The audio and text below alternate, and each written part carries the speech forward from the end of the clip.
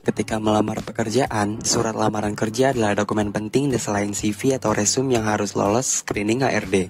Tanpa surat lamaran kerja, pihak HRD perusahaan tidak akan mengetahui tujuanmu melamar dan akhirnya lamaranmu dilewati. Hal ini karena surat lamaran merupakan tempat untuk menunjukkan minatmu pada posisi perusahaan. Jika HRD tertarik padamu, kamu bisa masuk ke tahap selanjutnya.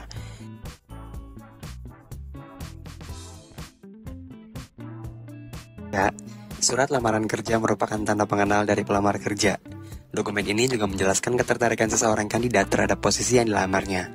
Jadi, tujuan dibuatnya surat ini adalah untuk menjelaskan ketertarikanmu dan meyakinkan HRD bahwa kamu cocok mengisi posisi di perusahaan tersebut. Lalu, bagaimana cara untuk bisa membuat surat lamaran kerja yang baik dan menarik perhatian perusahaan? Berikut adalah beberapa cara membuat surat lamaran kerja yang bisa lolos screening HRD. 1. Lakukan riset terlebih dahulu. Sebelum menulis surat lamaran, ada baiknya bagimu untuk mencari tahu lebih banyak tentang perusahaan dan posisi yang kamu lamar. Yang kedua, gunakan format yang profesional. Selalu gunakan format profesional dalam surat lamaran kerjamu. Dengan mencantumkan informasi dirimu, rekruter akan lebih mudah untuk melakukan follow up apabila kamu lolos ke tahap selanjutnya. Yang ketiga, tuliskan sapaan.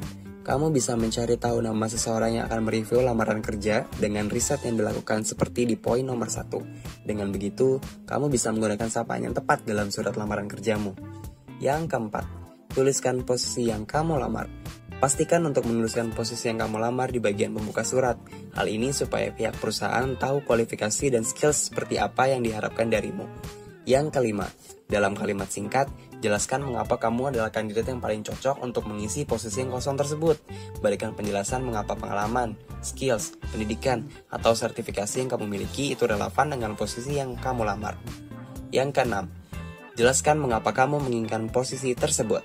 Di bagian ini, jelaskan mengapa kamu memilih perusahaan tersebut dan apa yang membuatmu antusias terhadap lowongan pekerja tersebut. Yang ketujuh, akhiri surat secara profesional.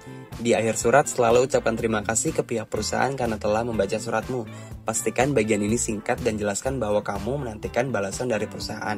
Kamu juga dapat menuliskan harapanmu untuk bisa lolos ke tahap selanjutnya. Selanjutnya ada isi surat lamaran kerja. Idealnya, panjang sebuah surat lamaran kerja yang bisa lolos di mata HRD tidak boleh lebih dari 1 halaman. Lalu apa saja yang harus ada di dalam surat lamaran pekerjaan?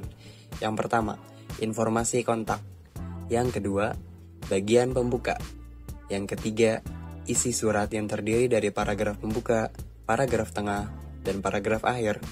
Yang keempat, bagian penutup. Terdapat 6 jenis surat lamaran pekerjaan. Yang pertama, surat lamaran kerja tradisional.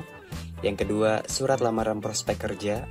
Yang ketiga, surat lamaran kerja lewat networking. Yang keempat, surat lamaran dalam email.